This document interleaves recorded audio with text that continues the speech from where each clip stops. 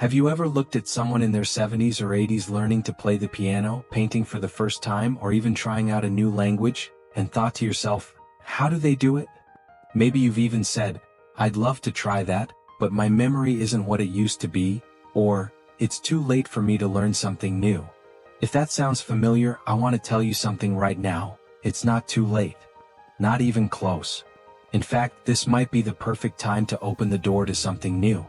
You see, after 70 we may feel like our minds aren't as sharp or quick as they once were, but that doesn't mean they're not powerful. It just means they need a little more love, patience, and the right kind of fuel to keep learning and growing. And here's the good news. Your brain is still very much alive and it wants to be challenged. Learning isn't just for the young, it's for the curious. And curiosity doesn't age. In today's video, we're going to talk heart-to-heart about 5 simple but powerful mental tricks that can help you learn new things at any age, even after 70. These aren't complicated, and they don't involve any fancy apps or high-tech gadgets. They're practical habits and ways of thinking that can reignite your spark and help you surprise yourself in the best way possible. So, grab a cup of tea, get comfortable, and let's have a little chat, just you and me. Let's start with something that sounds simple, but it's more powerful than most people realize. It's the idea of slowing down. Yes, that's right. Slowing down. Not rushing, not trying to cram information into your head like you did back in school. That kind of learning may have worked in your 20s, but your brain after 70 deserves a gentler, more respectful approach. Imagine learning like watering a plant. If you dump a whole bucket of water on it all at once, it'll overflow and probably drown. But if you give it just enough, every day, it soaks it in and grows strong over time. Your brain works the same way. So, if you're learning something new, whether it's how to use a smartphone, how to paint with watercolors, or how to say hello in Spanish, take your time. Set small goals. Give yourself the space to make mistakes and learn from them. And here's the magic. When you slow down, your brain actually retains more. It has time to connect the dots, to reflect, to absorb. There's no race. No final exam, just the joy of learning. And that brings me to the second trick, learning with emotion. You see, as we get older, facts on their own don't stick as well. But feelings? Well, they leave a mark. Think about it. You probably don't remember what you had for breakfast last Tuesday, but you remember your first kiss, the sound of your child's laugh, or the song that played the day you got married. When we tie emotion to information, it becomes part of us. That's why learning works best when it connects to something you care about. Want to learn how to use email? Think of the people you'll be able to stay in touch with. Want to start writing? Think of the stories you want to leave behind for your grandchildren. Learning isn't about collecting random bits of knowledge, it's about adding meaning to your life. So, the next time you're trying to learn something new, ask yourself, why does this matter to me? That one little question can open a big door. And if you ever feel stuck or frustrated, that's okay. That just means you're pushing past your comfort zone, and that's where real growth happens. Now, the third mental shift that really makes a difference is believing that you can still learn.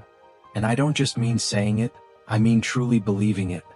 I know that sounds obvious, but you'd be surprised how many people unknowingly carry around the idea that their time for learning has passed. Maybe they were told as kids they weren't smart enough. Or maybe they've had a few recent slips in memory and took that as a sign that their brain is going downhill. Let me tell you something important. Your brain is like a muscle. If you stop using it, yes, it gets weaker. But if you start giving it regular workouts, just like a morning walk or stretching, it gets stronger, faster than you think. Science has shown that the brain keeps forming new connections, even into your 80s and 90s. It's called neuroplasticity, and it's real. You are capable of growing, learning, and expanding. You just have to give yourself permission to believe it. Try saying this out loud right now. I am still learning. I can learn new things. Go on, say it with me. I am still learning. I can learn new things. It might feel silly at first, but the more you say it, the more your brain starts to believe it. And when your brain believes it, it starts behaving differently. You'll notice yourself getting more curious, more willing to try, and less afraid of making mistakes. Mistakes, by the way, are not signs of failure. They're signs that you're doing something brave, something new. And isn't that something to be proud of? Now that we've taken a deep breath and embraced the idea of slowing down, learning with emotion, and truly believing in our ability to grow, we're starting to build a strong foundation for something beautiful. Because once you begin to trust yourself again, really trust your brain, you'll find that new doors start opening. Doors you might have thought were closed forever. Let's keep going. There's more to this journey. The next trick is one that might surprise you. Because it has less to do with your brain and more to do with your body. That's right, your physical body plays a big role in how well your mind learns. And the trick here is simple: move your body before you move your mind. You don't need to run a marathon or join a gym. Just a light walk around the block, a bit of stretching in the living room, or even dancing along to your favorite old song in the kitchen can do wonders. When you get your blood flowing, you're not just waking up your muscles, you're waking up your brain. Studies have shown again and again that gentle movement improves memory, focus, and the ability to learn new things. It's like flipping the on switch in your head. Have you ever noticed how your mind feels foggy when you sit too long, especially after a big lunch? That's not a coincidence. Movement clears the cobwebs.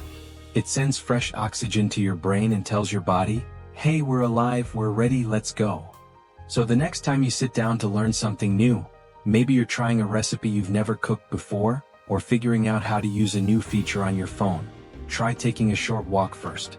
Or even just stand up, shake out your arms, roll your shoulders, and take a few deep breaths. It's like giving your brain a cup of coffee, without the caffeine. Now let's talk about something many people overlook: repetition.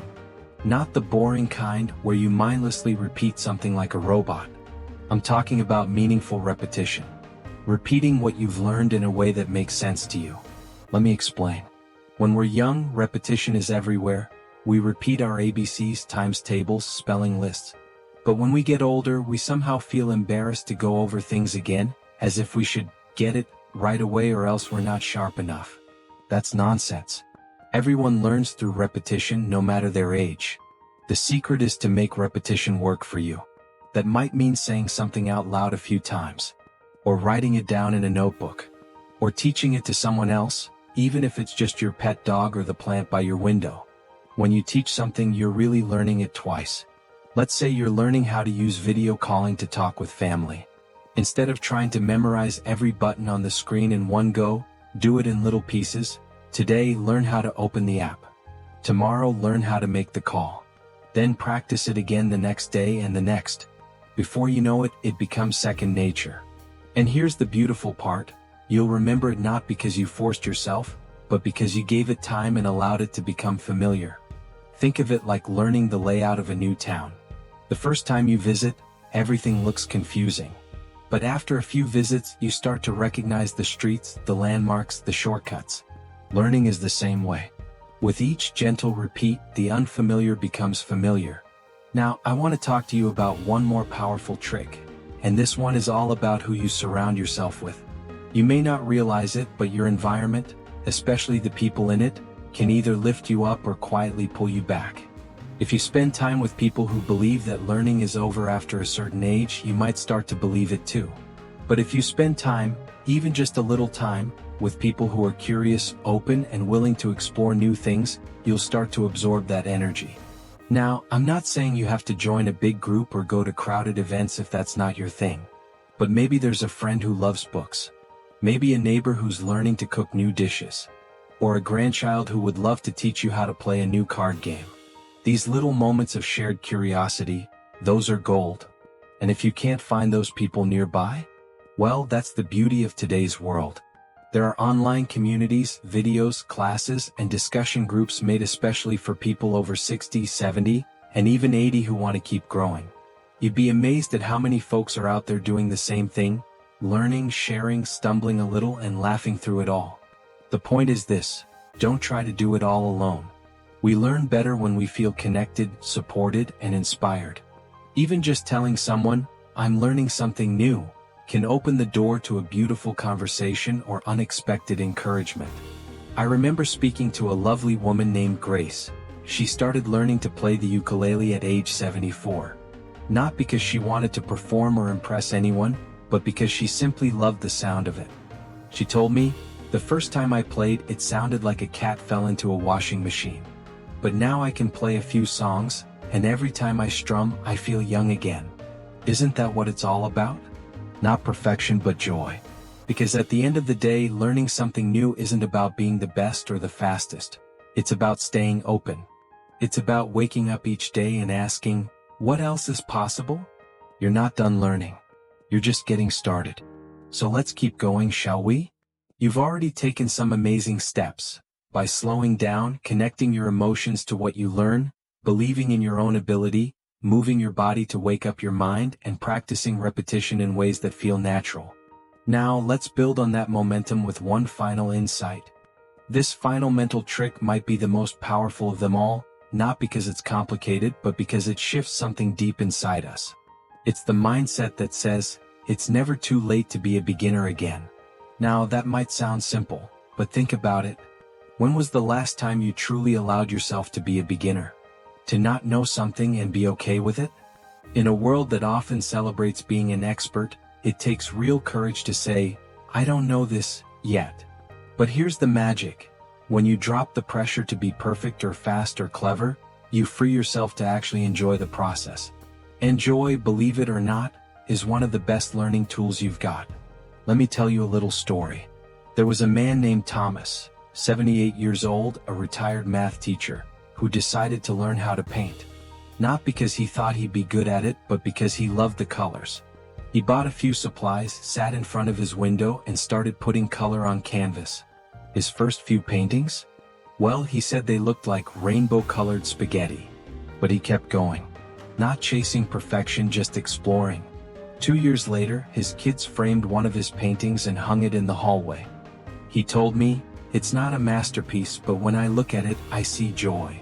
That's what being a beginner gives you, a fresh perspective and permission to explore. And when you allow yourself to enjoy that space of not knowing, you actually learn faster because your brain is more relaxed, more curious, more open. Sometimes when we get older, we think we've had our turn, that we've done our learning and now it's time to sit back. But the truth is, your brain is still capable of growing. Yes, it works a bit differently. It needs a little more time, a little more repetition, a bit more emotional connection, but it still grows. Scientists call this neuroplasticity, and it means your brain can keep forming new pathways, even in your 70s, 80s, and beyond. You're not stuck. You're not behind. You're just warming up. Think of your brain like a garden. The more you plant, water, and tend to it, the more it blooms. And each new thing you learn, whether it's a word in a new language, a card game, a recipe, a craft, or a tech skill, is another seed that keeps you sharp, strong, and alive. Now you might be thinking, but I forget things more than I used to, or I take longer to learn. That's okay. That doesn't mean you're failing. It just means your brain has collected a lot over the years, and now it's organizing it all more slowly. Give it grace, and give yourself credit for every small win. One of the most important things you can do is celebrate progress. Not just the big breakthroughs, but the little ones, like figuring out how to send a photo through your phone, or remembering the name of a new friend at your book club, or finishing a crossword puzzle that stumped you yesterday. Each of these moments is proof that your brain is still working, still adapting, still learning. So, what do you want to learn next? Maybe it's something practical like managing your money online. Maybe it's something fun like baking a cake from scratch or learning to play a few notes on the piano. Maybe it's something adventurous like joining a travel group for seniors and learning a bit of Spanish along the way. Whatever it is, know this: you are allowed to start no matter your age. You are allowed to fumble and figure it out. You are allowed to be a beginner and still be wise. In fact, that's the beautiful balance. You have the wisdom of experience and the spark of curiosity. That combination? It's unstoppable. And remember, every time you learn something new, you're not just exercising your mind. You're building confidence. You're expanding your world. You're proving to yourself, and maybe even to others, that age is just a number, not a limit. So go on. Pick up that book. Watch that tutorial. Ask that question. Sign up for that class. Try that recipe. Say yes to learning, even if your hands tremble or your voice shakes or your memory takes a moment longer.